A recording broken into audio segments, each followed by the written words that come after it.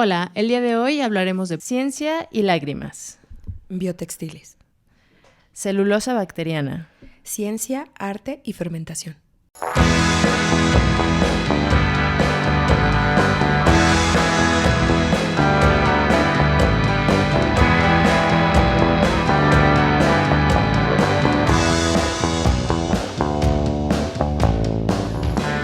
Hoy tenemos un tema súper especial, también invitados especiales. Entre ellos nos acompaña nuevamente Fernanda. Hola.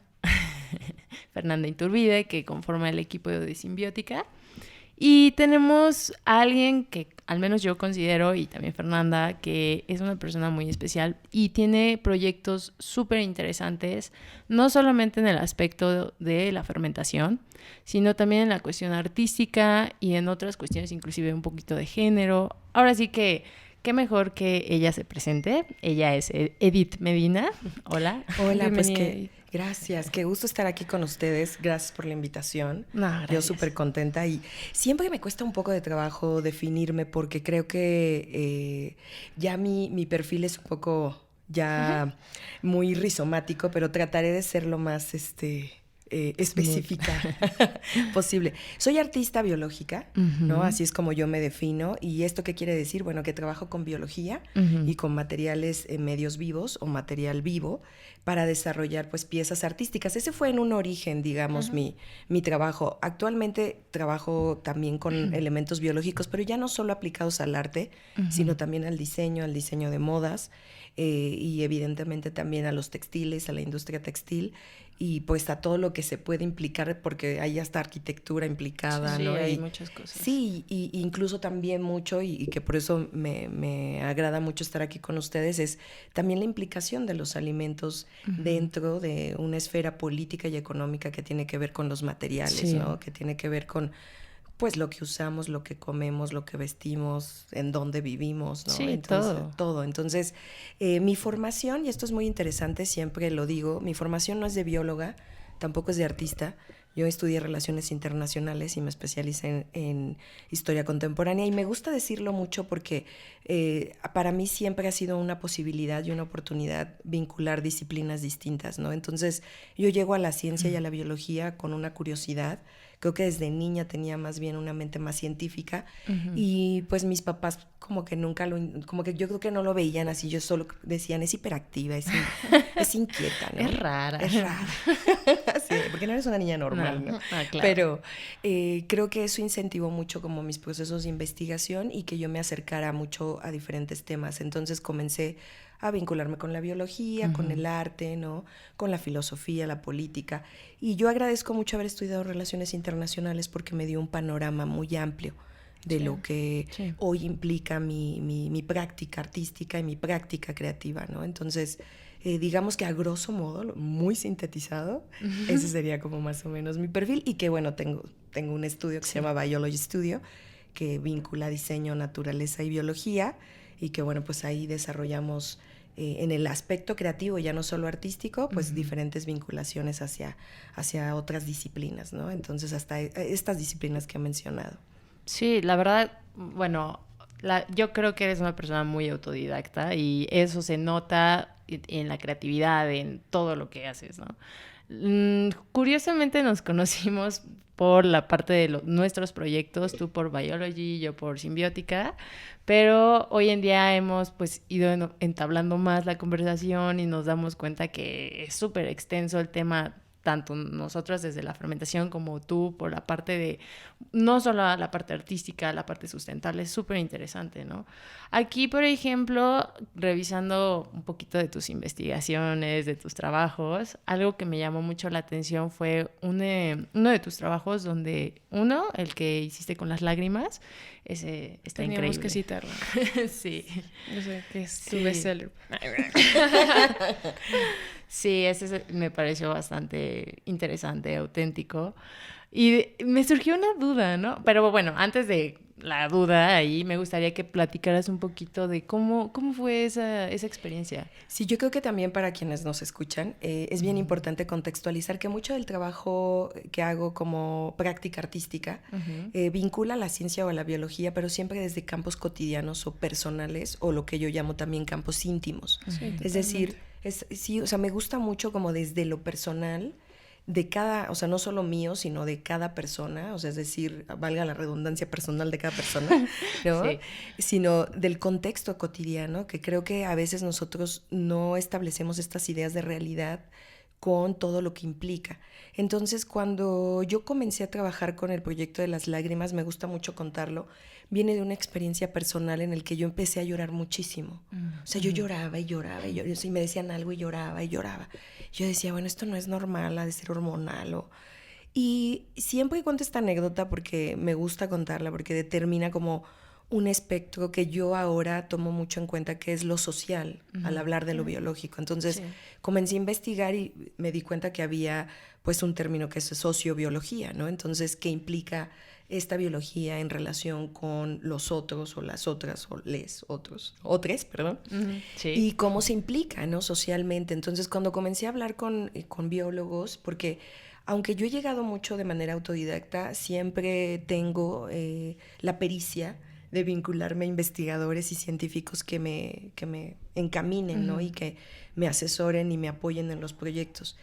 Y la pregunta por la que surgió este proyecto es, yo tenía una pareja en ese momento que me dijo, ay, me conmueve mucho, o sea, me provoca muchas cosas verte llorar. No me conmueve, eso no me lo dijo. Okay. O sea, me provoca muchas cosas verte llorar.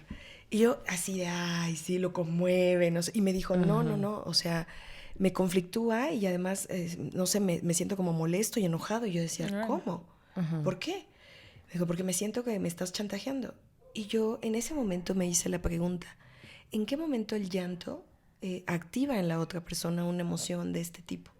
¿Cuál es la implicación social, bioquímica y biológica que tiene el llanto? Entonces, a partir de esa experiencia yo comencé a hacer toda la investigación del llanto y las lágrimas.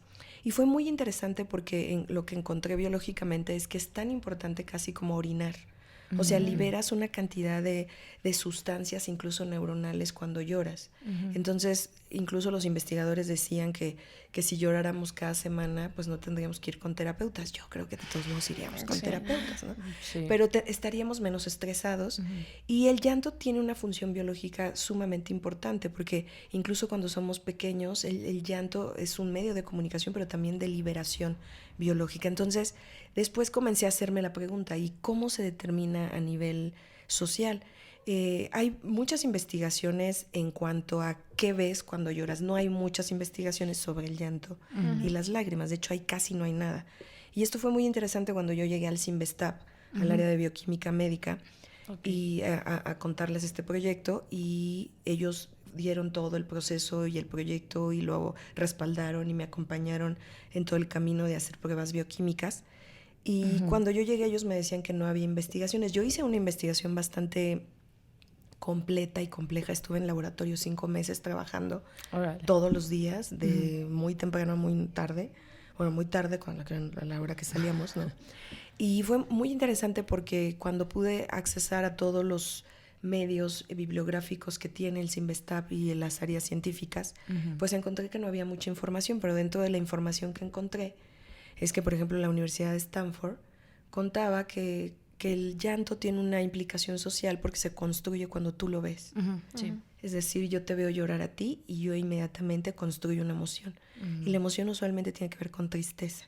Sí. Pero si tú lloras y yo no te veo lágrimas, es muy difícil para mí saber la construcción de esa emoción. Entonces, cuando yo uno estos dos como aspectos importantes, para mí comienza un universo. Y entonces la idea era trabajar con 20 mujeres donantes. Los primeros 4 meses yo los trabajé llorando yo. Okay. Esa pareja de la que hablo ya no es mi pareja, ¿verdad? Sí. Y funcionó, y funcionó muy bien porque para mí fue un ejercicio mucho de trabajar con mis propias lágrimas. Fueron 4 meses haciendo todo el muestreo con mis lágrimas y posteriormente trabajar con 20 mujeres. Estas 20 mujeres era un muestreo de mujeres jóvenes, no tan jóvenes, maduras. Yo no tenía el parámetro, aunque me lo pidió el Cinvestav, de 18 a tal. No, yo quise hacer un muestreo que no era el muestreo más protocolario. Claro. Entonces tuve que negociar mucho con el laboratorio. Y a partir de esto trabajé con estas 20 mujeres. Había mujeres de 50, de 22, ¿no? De 35, de 40. La idea era revisar sus lágrimas. Sí. La primera cosa que queríamos era encontrar la composición bioquímica de cada una de las emociones de estas lágrimas. Uh-huh. Esto no fue posible, porque era una investigación que llevaba tiempo, era muy costosa, y pues nosotros teníamos 5 meses para desarrollar la pieza, porque se iba a presentar en un festival.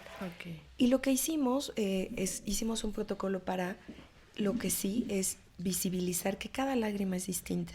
Uh-huh. Y que había aspectos bioquímicos que hacían diferentes de la turbidez, ¿no? Lo alcalino, el pH.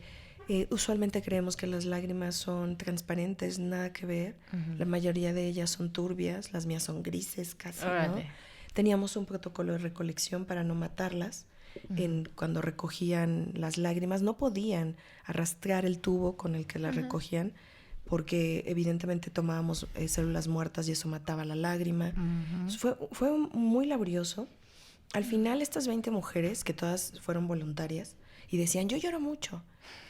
Pues resulta que cuando tienes un protocolo para recolectar lágrimas, dejas de llorar. O sea, se intimidaban, claro. Uh-huh. Sí, y además nosotros pedíamos un llanto emocional, no un llanto para limpiar el ojo. Uh-huh. Exacto.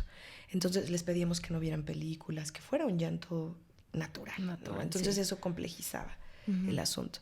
Al final solo 10 lágrimas nos pudieron funcionar. Logramos visibilizar que sí eran diferentes las lágrimas, ¿no? No pudimos hacerlo de las emociones. Sin embargo, lo más importante de la pieza, aunque sí es todo el espectro bioquímico, es algo para lo que no estábamos preparados. Sí. Una es que hicimos un protocolo para que las lágrimas cayeran del lagrimal hacia abajo, y resulta que no todas lloramos igual. No. Eso nunca, nunca ni ellos ni yo lo tuvimos en cuenta. Claro, entonces se empezó a hacer un mapa de lágrimas en el que algunas lloraban en las orillas, otras en medio, ¿no?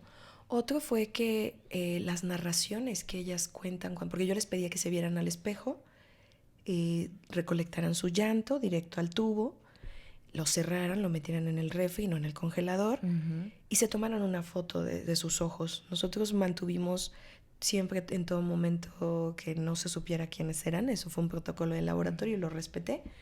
Y evidentemente lo que ellas nos narran cuando lloran, cómo se transforma su rostro, incluso las cantidades de lágrimas, cambia el espectro social que tenemos y biológico del llanto. Sí. Empieza esa construcción, digamos, distinta de lo que entendemos por llorar y también por todas estas lágrimas.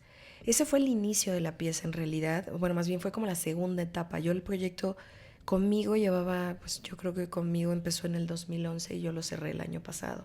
Es decir, que conmigo llevaba 8 años ese proyecto. Y a lo largo de 8 años fueron piezas distintas. Esta es una de las más relevantes porque se presentó en un festival, pero la primera pieza fue Cultivar lágrimas.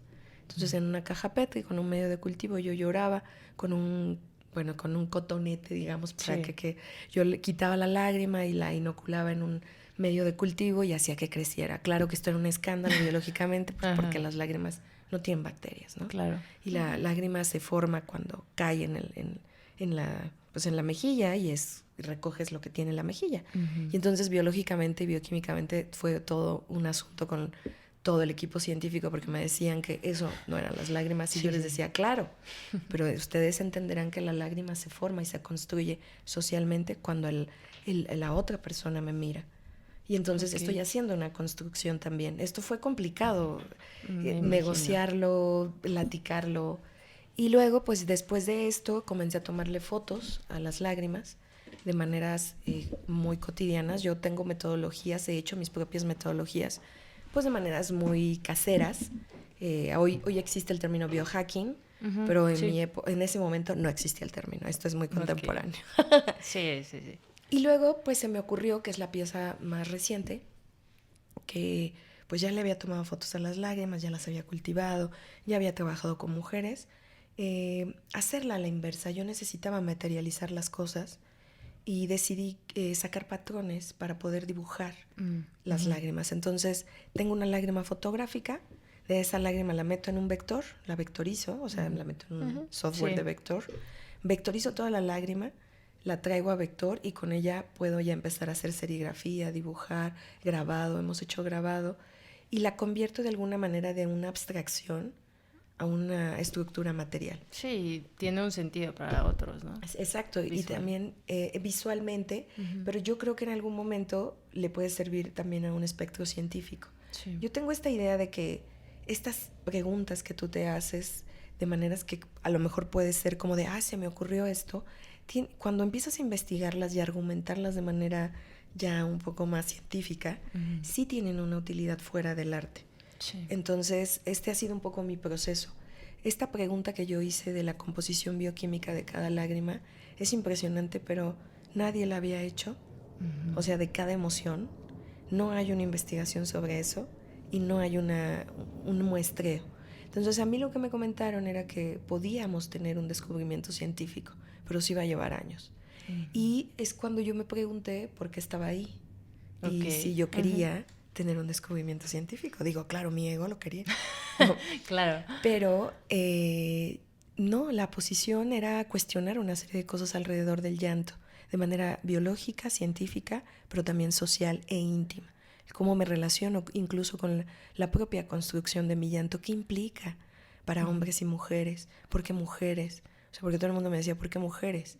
Porque lloramos más, por una cuestión biológica, sí. ¿No? Que los hombres, las mujeres lloramos, ahora ya no lo tengo tan claro, el hombre llora una vez al mes, o sea, por lo mucho, y las mujeres podemos llorar hasta unas 3 veces al mes o más, y esto es por nuestros procesos biológicos y bioquímicos, y también por la construcción social que tenemos alrededor del llanto. Entonces, hablaba de cosas como ya más íntimas, ¿no? Como ya procesos en los que lo que vemos no solo tiene una implicación científico-biológica, sino también una implicación de construcción cultural, social. Entonces, casi todas mis piezas tienen esta relación. Ahora trabajo, y lo cuento porque me ha costado mucho trabajo, con el espectro del huevo de limpia, ¿no? Y estoy haciendo un protocolo bioquímico para medir las reacciones y saber si hay un cambio antes de usarlo para una limpia y después, tanto en la persona como en el huevo. Yo no quiero demostrar que las limpias con huevo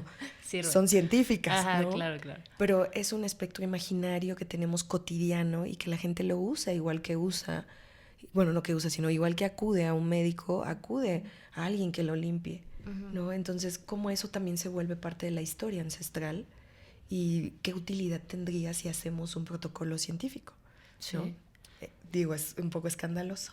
Sí, es escandaloso, pero creo que gracias a este cuestionamiento que tú tuviste y que algunos otros también han tenido, por ejemplo, revisando cuestiones de la ciencia y las tradiciones, pues sí, hablas de fermentación, ¿no? Hoy en día, pues muchos científicos hablan justo de la fermentación, de qué hay ahí, qué le hace a la persona que consume un fermento, pero también están tratando de enlazar justo esta parte tradicional y social, ¿no? Todo el impacto.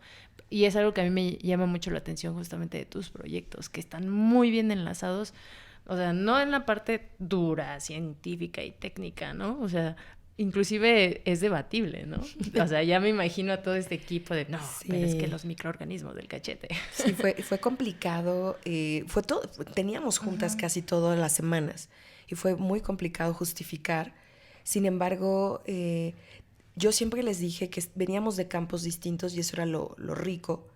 Y en ese sentido, mis intenciones de comprobación no son las de ellos. No, para nada. No era hacer por eso yo decidí no. No, porque finalmente cuando te proponen algo así, pues, ¿qué tanto tú tienes ese enlace directo con esa finalidad académica, ¿no? O científica? Claro. Creo que ahí se alejaba mucho de tu mismo proyecto. Claro. Y hacia dónde iba, ¿no? Iba a cambiar como completamente el sentido, y creo que justamente es algo que está cruzando en tus proyectos, que es el sentido que a ti te genera. Sí, y el sentido que le genera también de manera cotidiana el preguntarnos cosas, ¿no? Pareciera que lo cotidiano no tiene implicación, pero tiene mucha implicación. No tiene, o sea, cómo se implica el contexto para entender incluso cómo nosotros entendemos la ciencia. Totalmente. O sea, hay un no entendimiento de la ciencia de manera ciudadana. O sea, la gente no se siente cercana a la ciencia. Y pareciera que es algo inentendible cuando no es que sea, y que hay muchos tipos de ciencias. Está la ciencia aplicada, ¿no? Está ese otro espectro de la ciencia que nadie ve, que es cuando tú estás trabajando, investigando y demás. Entonces la ciencia es mucha ciencia y hay estereotipos tanto de un lado como del otro. Igual es con los artistas. Todo el mundo piensa que el artista es alguien que no tiene una disciplina de trabajo, que no hace protocolos y no, para nada. Claro, ahí son disciplinas. Claro. Sí, por supuesto. Y bueno, obviamente, o sea, esto fue como introductorio, ¿no? De la parte de tus trabajos previos, ¿no? Pero, por ejemplo, aquí la pregunta es, Biology Studio, o sea, ¿por qué surge, no? O sea, ¿qué hizo que naciera, no? Biology Studio surge como una respuesta. Yo creo que yo comencé a dar clases y vincularme a la pedagogía y a dar talleres y demás desde hace muchísimos años. Por lo menos yo ya creo que yo llevo unos 20 años ejerciéndome como una docente, pero no en el ámbito solo académico, sino mucho también fuera. Y yo llevaba mucho tiempo dando talleres y vinculando temas entre biología y arte.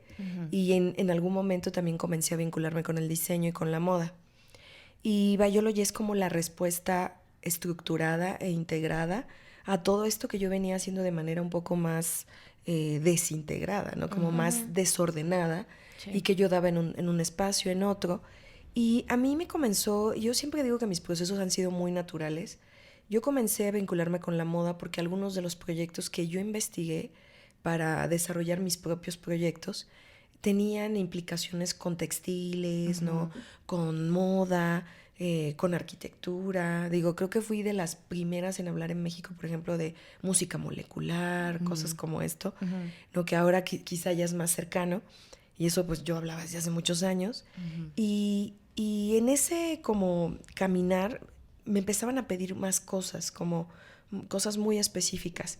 Cuando pienso en Biology Studio, comienzo yo a estructurar ya todo un programa que implique las necesidades que estamos teniendo como cultura contemporánea. Sí. Y también desde un aspecto en donde yo provengo de una familia, mi abuela y mi abuelo, pues de una familia muy tradicional en el sentido de a lo que se dedicaban. Mi abuela vendía semillas, ¿no? en la zona del Bajío, y mi abuelo era talabartero. Entonces yo crecí viendo pieles, estando como en lugares donde crecían árboles, donde cortábamos limas, donde cortábamos cosas como estas, mi abuelo cortando y curtiendo la piel, ¿no? Hacía guaraches, cinturones piteados. Entonces, este imaginario como de fibras y textiles y de cosas que se hacen de maneras artesanales, para mí desde niña fue algo normal. Exacto, algo que de alguna manera, pues para mí era una cosa incluso como parte de mi historia. Sin embargo, eso como que no lo tenía claro. Y eso lo tuve claro hasta que formé Biology Studio. Sí. Y para mí una de las cosas importantes era que parte de esa historia que yo vi de niña y esas técnicas no se perdieran a la hora de hacer un proyecto que implique innovación, ciencia, biología. Porque algo que también... Yo soy meramente más investigadora. Yo siempre digo que soy más investigadora que otra cosa, y que mis investigaciones me llevan a hacer piezas, me llevan a hacer talleres, me llevan a hacer muchas otras cosas. Entonces, en mis investigaciones, lo que me di cuenta es que cuando tú mirabas hacia atrás y veías las técnicas, los materiales, todo, y regresabas hacia adelante, podías hacer una revisión mejor del futuro. Entonces, esto me gustó mucho y comencé de manera como... digamos, Edith Medina solamente, a instaurar talleres y demás. Y fue hasta el 2017 que Biology surge como eso, como una respuesta a lo que yo vi como una necesidad, digamos, de quienes estaban afuera, y una necesidad mía de conjuntar todo lo que hacía. Asesorías, ¿no? Programas educativos para instituciones, talleres, y lo conformé como Biology Studio. Pero yo sí quise tener ya una filosofía de trabajo, que es el ITT, ¿no? Innovación, tecnología y tradición, sí, ¿no? En donde se vinculan todos estos conocimientos con implicaciones hacia las áreas creativas. Yo ya no lo acoté solo en el arte, porque me di cuenta que hablar solo de arte parecía que acotaba y reducía.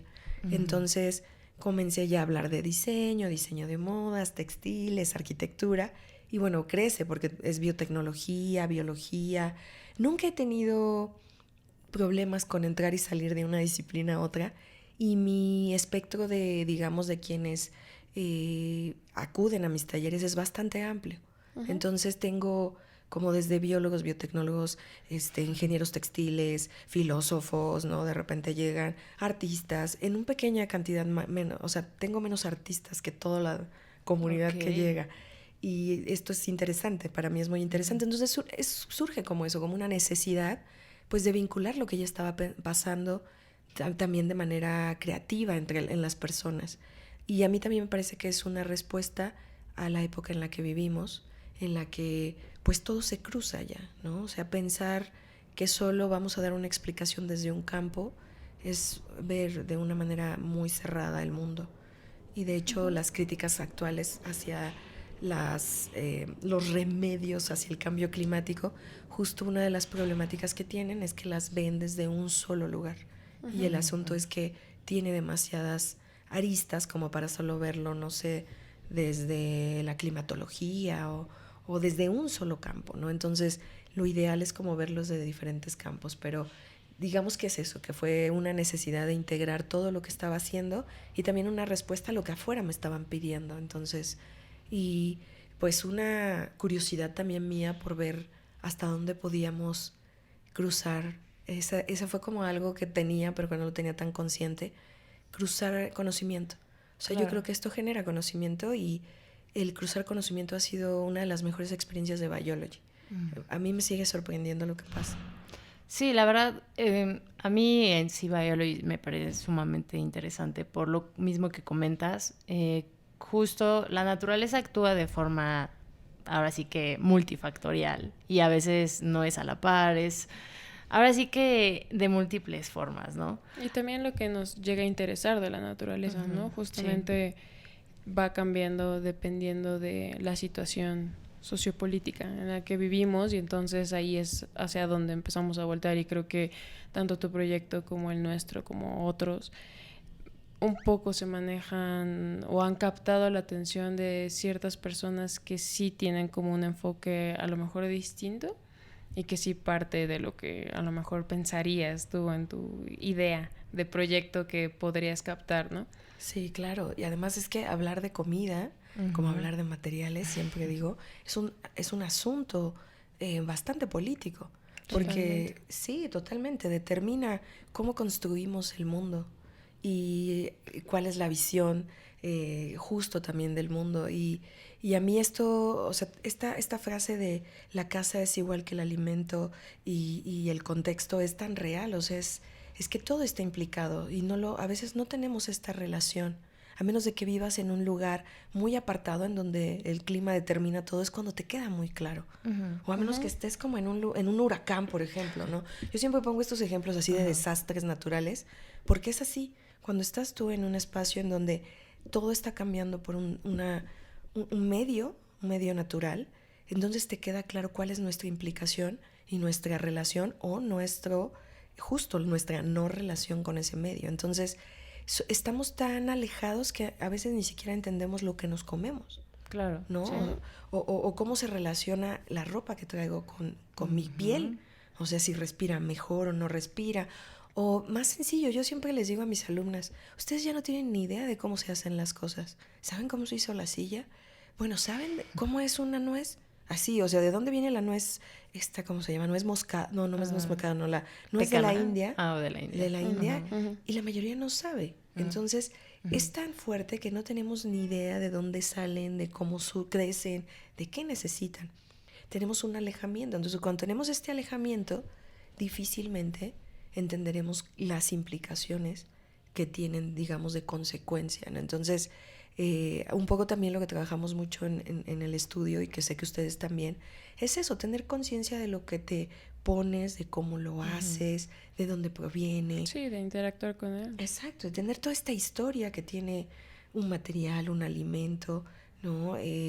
A mí, digo, cuando yo las conocí, ¿no? Que hay algo que fue interesante para mí cuando yo las conocí, y fue algo que ustedes me dijeron que yo siempre lo tengo presente, y es, ustedes me dijeron algo que para mí cambió la idea de cómo fermentaba, porque es importante decir que en Biology Studio hacemos materiales, y entre esos materiales, biomateriales, y entre ellos tenemos un biotextil que se hace de fermentación de celulosa bacteriana. Así es, que el SCOBY. Es el SCOBY. Que déjame decirte que en nuestros talleres yo siempre cuando hago que los toquen, sí. Porque es como, bueno, ustedes los van a agarrar y hago que pasen por todo eso medio Montessori.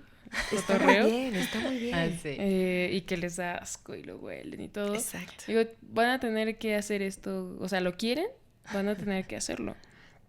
Y siempre les comento de tu proyecto y les genera mucho impacto, sobre todo porque la gente que va lo ven en un contexto de lo comestible, de lo... Claro. Y yo tomé uno de tus talleres, sí. Y yo recuerdo que lo que le dije a Tania, le dije es que ella tiene un concepto totalmente distinto a lo que nosotros manejamos, ¿no? O sea, yo tocaba el cultivo y yo tenía miedo, ¿no? Así como de hoy, y veía todo lo que le metíamos, yo así de, no, pues esto ya, sí. O sea, esto ya murió, ¿no? O sea, esto ya no se come. Pero es justamente estas nociones que tenemos desde otros lugares, pero consciente de qué es lo que estamos trabajando.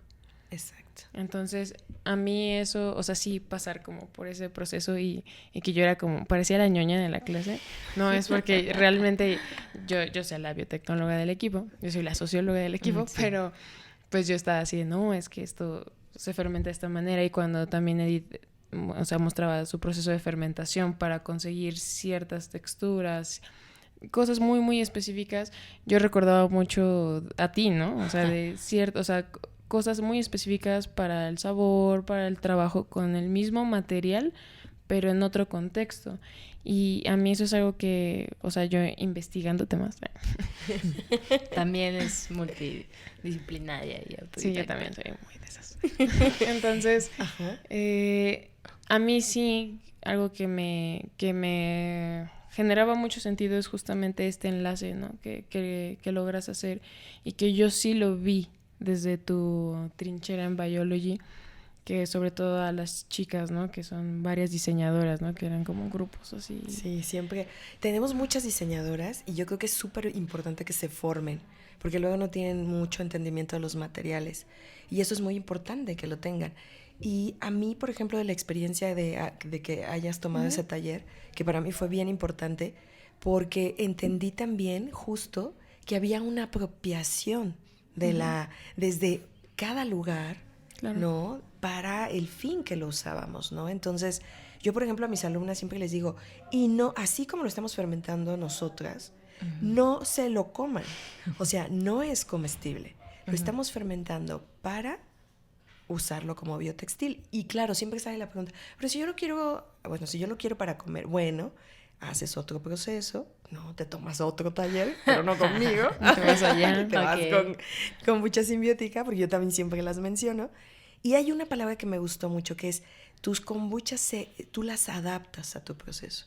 El proceso de adaptación creo yo que es bien importante, porque por ejemplo, mis kombuchas son súper resistentes a unas cosas tremendas. Digo, de por sí el SCOBY es resistente, ¿no? Pero de verdad que yo a veces digo, wow, yo no les pongo tanto cuidado a ese nivel porque no me las voy a comer. Cuando es para alimento hay otro proceso, y siempre les digo, ténganlo en mente, que cuando yo me voy a alimentar de esto, el proceso es distinto. O sea, es la base, pero hay una variación. Y cuando es para textil tenemos que cuidar otras cosas, porque lo estoy entendiendo y aplicando a otro espacio. Sin embargo, es la misma materia prima. Y a veces sí les cuesta mucho trabajo hacer el rompimiento como entre, ¿no? Y luego unirlo. Yo lo veo unido y luego lo veo como, lo puedo como, al mismo tiempo que lo puedo como separar, lo integro, lo separo, lo integro. Sí, te entiendo, yo soy exacto, igual, así entonces como... sí, o sea, no hay complicación, pero entendamos que simplemente lo que cambia es su función. De hecho, me he metido en grupos de gente que fermenta, y cuando digo esto es como de, pero si es lo mismo esto y esto, solo es la aplicación lo que cambia. Y empieza, no es lo mismo, no sé, ya, y empieza un debate tremendo. Y yo siempre lo que digo es que el proceso de fermentación para mí fue una revelación. Sí. O sea, es un universo increíble, tiene unas posibilidades maravillosas. Mucho de lo que nosotros hacemos con dos de las materias primas que son la celulosa bacteriana y los hongos o las setas, es a través de procesos de fermentación, ¿no? Entonces, me gusta esta idea de que descompone algo y al mismo tiempo que lo descompone, crea.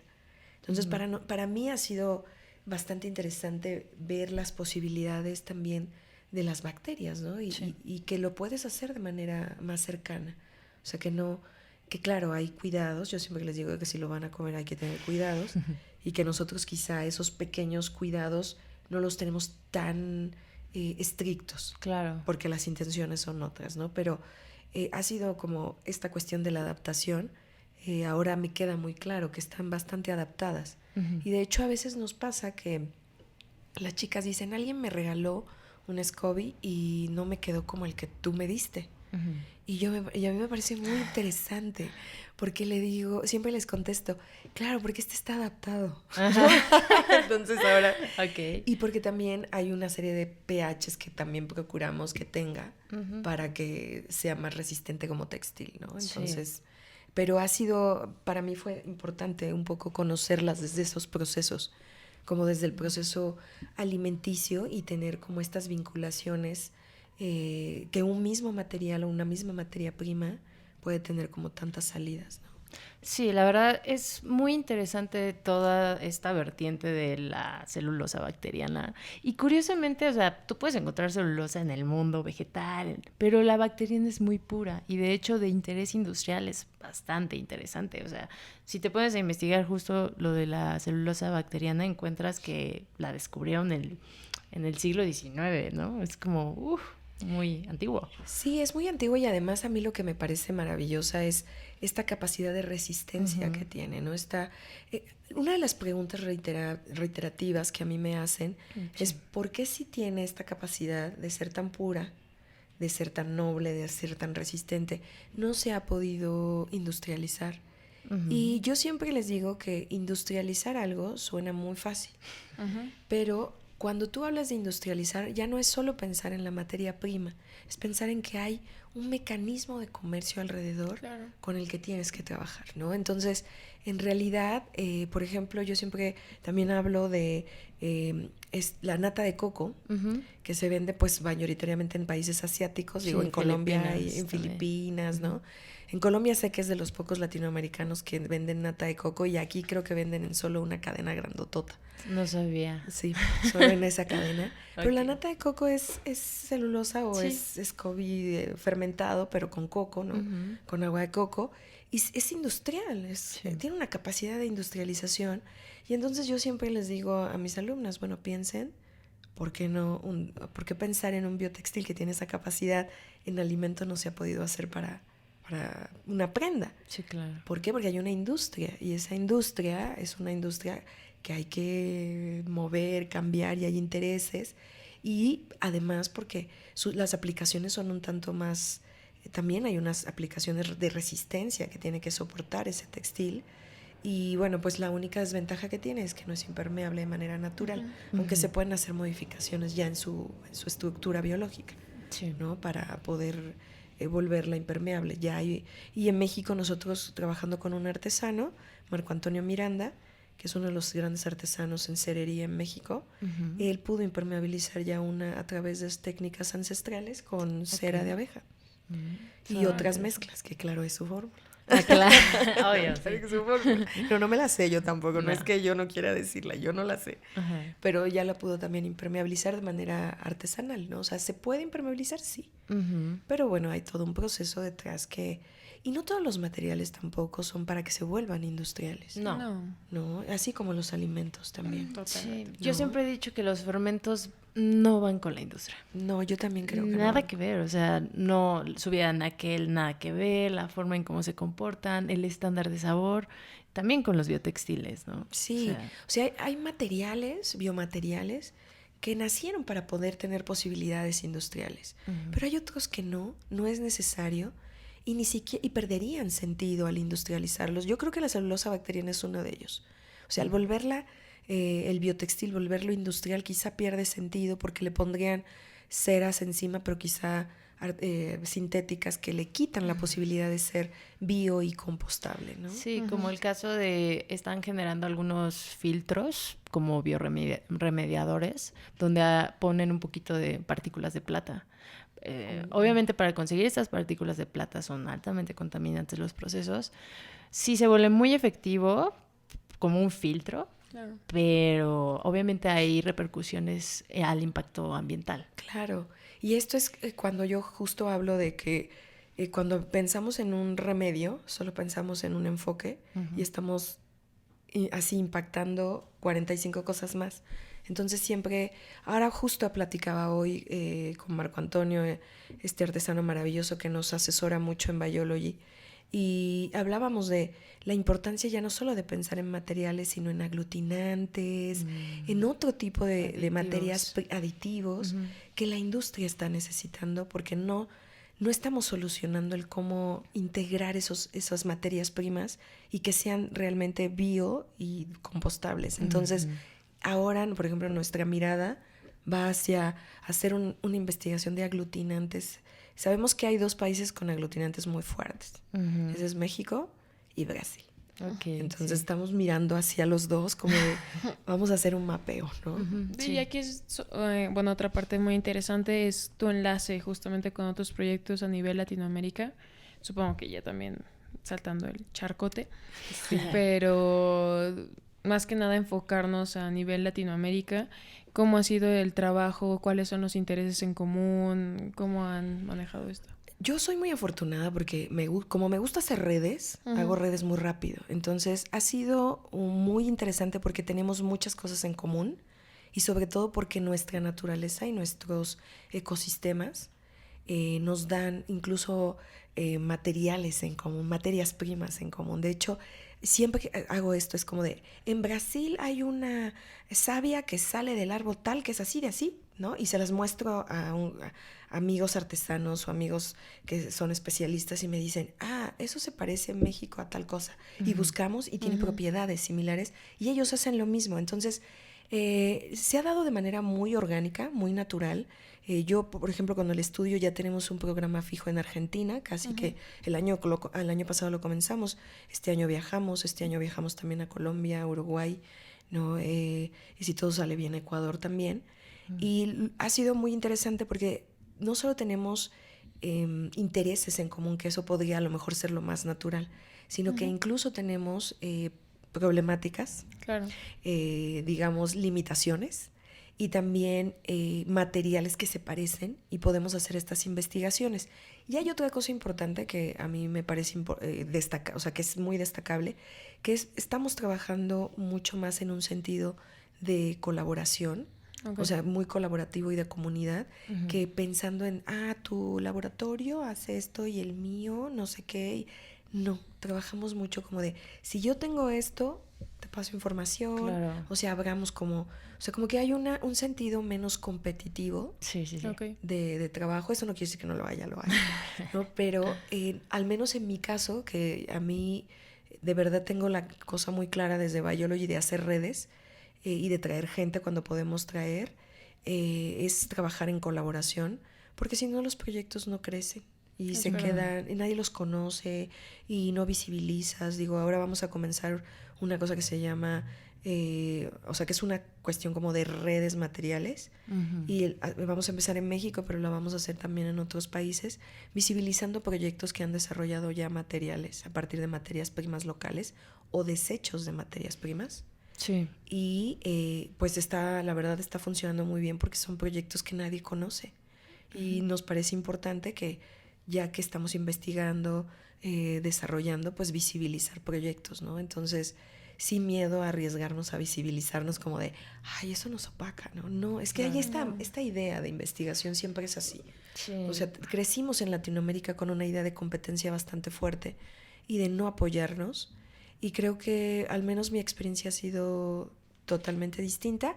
Y también pues ya hicimos una red bastante fuerte con proyectos locales que como Biology Studio están haciendo otras cosas, ¿no? Y cada uno se especializa en cosas distintas. Nosotros nos vamos más a investigación de materiales.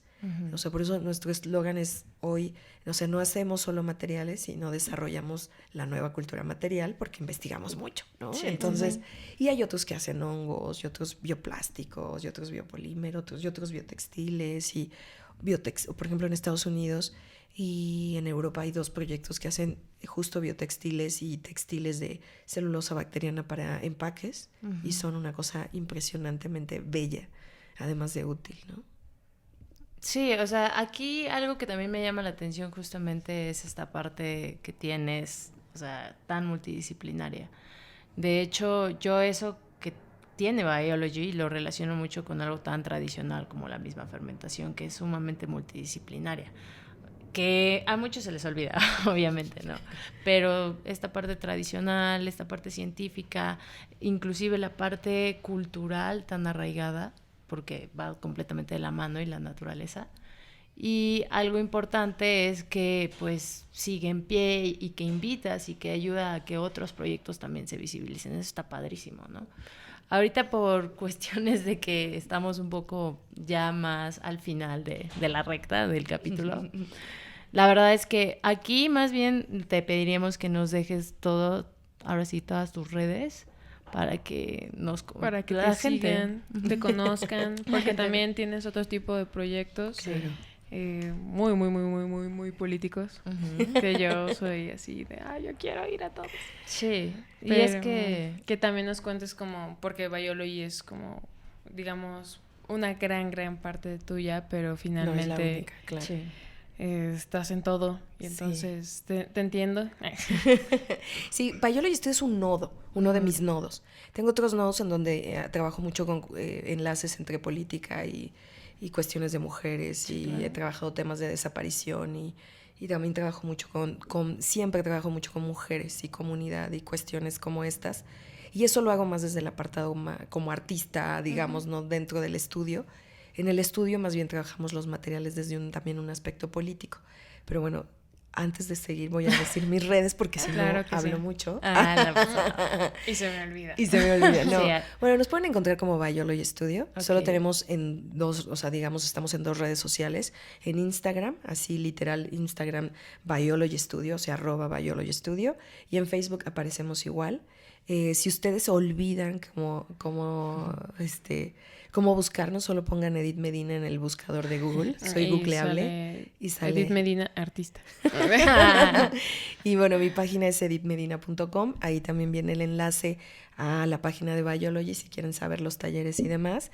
Y bueno, pues sí, yo siempre digo que soy completamente googleable, ¿no? Entonces, sí, casi lo eres. Sí, o sea, sí, incluso siempre les digo, y esto no es que deba de decirlo, pero que encuentran todos mis datos, así correo, el WhatsApp del estudio, ¿no?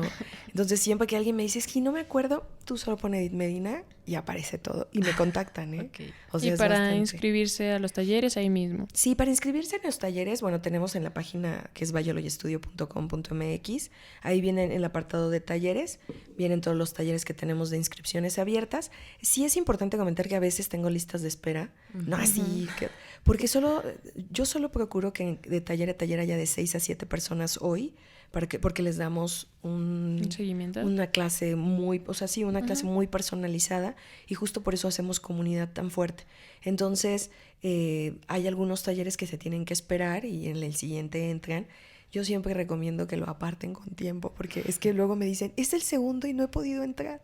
Y yo, bueno, apártalo desde ahora y ya te doy fechas, ¿no? Entonces, sí tenemos un número como bastante altos. Entonces siempre el reclamo es el mismo, es de, no, me quedé sin lugar, pero procuramos que no sean tumultos de personas. Claro, más personal. Con tiempo. Sí, pueden con tiempo. Checar ahora las fechas. Sí, sigan nuestras redes porque tenemos como esta cuestión de publicar libros, ¿no? De publicar frases, de publicar, como estamos ahorita reestructurando toda la cuestión de contenidos de Biology, ya estamos haciendo secciones que vamos a hacer como pequeños documentales de nuestra comunidad, ¿no? Entonces sí generamos ya bastantes más contenidos, si quieren, o sea, como involucrarse o introducirse a esta cuestión de tanto materiales biológicos como materiales bioorgánicos, o si quieren ver otras opciones de materiales, ¿no? Entonces síganos en las redes, ahí aparece todo. Y sí, o sea, por eso yo decía lo complicado de definirme, porque trabajo con varios temas, ¿no? Trabajo igual con públicos infantiles, sobre todo con niñas. Me ha tocado trabajar con niñas desde situación de calle, ¿no? Violentadas, siempre con una implicación hacia lo biológico o lo tecnológico, pero desde un espectro más, y digo espectro porque es como así muy fuerte, muy amplio, que tiene una implicación política. Y yo tengo pues una fuerte vocación política, ¿no? Digo, estudié relaciones internacionales, no puedo omitir mi historia también, sí, claro, ¿no? Entonces, pero sí, esas son nuestras redes. Y a mí, pues bueno, yo también tengo Facebook, ¿no? Y me encuentran como Edith Medina. Y también me pueden seguir en Instagram, pero sigan a Biology. Sí, la verdad es un proyecto bien bonito, muy completo, interesante. Gracias. Y de todas formas, si se les fue, pueden regresarlo, pero también pueden contactarnos a nosotros en Simbiótica o directamente en Fermentopía. Y también, si quieren, nos pueden preguntar acerca de, ahora sí, cómo contactar a Edith. Sí, de los procesos justamente de fermentación que ella elabora para conseguir los materiales, pues también pueden mandar preguntas y nosotros se las hacemos llegar y nos rebotamos todos. Sí, aquí se trata de que todos aprendamos un poco de todo. Y pues muchísimas gracias a ustedes dos, la verdad. Gracias a ti, Edith, por este tiempo. A ti, Fernanda. Y les agradezco a todos ustedes por escuchar este capítulo. De todas formas, sigan todos nuestros capítulos, los anteriores y próximos capítulos también. También pueden mandarnos mensaje o también correo a hola@simbiotica.com.mx y pues les agradezco mucho. Hasta luego, que estén muy bien.